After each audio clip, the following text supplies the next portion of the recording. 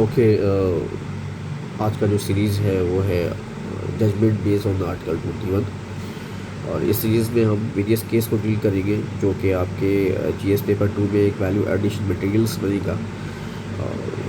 और आर्टिकल 21 को एक वेरियस डायमेंशंस मिलेगा आपके मेंस के एग्जामिनेशन। पहला सीरीज़ का ये जो वीडियो है इसमें हम वेरियस केसेस को डील कर रहे हैं।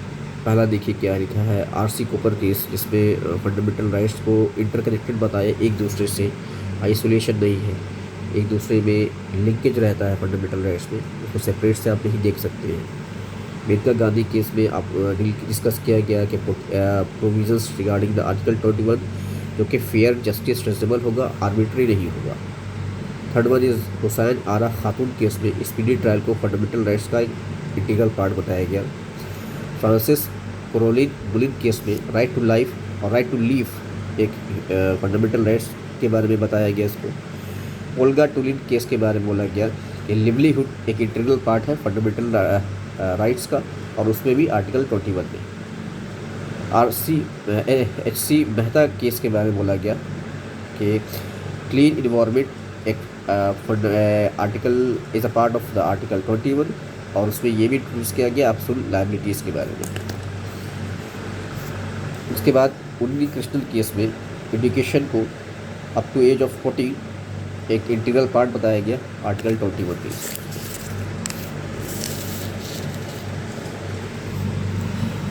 लता Singh case, Shafin Jahan case, Shakti Vahini case में ये बताया गया right to choose one's life, अपने लाइफ पार्टनर को चूज़ करना एक भी इंटीग्रल पार्ट है अंडर आर्टिकल 21 में। सबरीमाला टेम्पल केस में ये बताया गया कोई भी कस्टम रिचुअल्स जो होता है वो जो है एक सुप्रीम नहीं है as over the constitutional morality. थोड़ा सा आगे डिस्कस करेंगे कि नो कस्टम, जितने भी कस्टम्स है रिचुअल्स है उसको सुप्रीम नहीं डिक्लेयर किया गया as over the constitutional morality. जो कॉन्स्टिट्यूशन के जो एसेंस है वो उससे ज़्यादा नहीं है, ठीक है। In the sense constitutional morality जो है, कॉन्स्टिट्यूशनल इंटीग्रिटी है, उसका वैलिडेशन ज़्यादा है as compared to the rituals of the aspect mentioned in the article 21 or in the 25 as well। Bachchan Singh case में यह कहा गया, ये केस में ये डिस्कस किया गया doctrine of the rarest case के बारे में। इसके बाद हम ये देखेंगे कि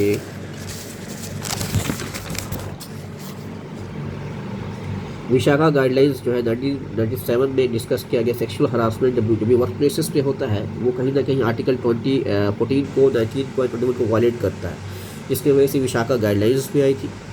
ये सब आर्टिकल 21 के बारे में डिस्कस किया जा रहा है।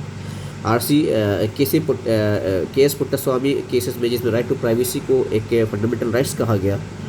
Common Cause versus union of India case 2010 में ये डिसाइड किया गया कि right to die with dignity एक फंडामेंटल राइट्स है अंडर आर्टिकल 21, और इस पैथिव इथोनेशिया जो है इसको भी डिक्लेयर किया गया अंडर आर्टिकल 21 में।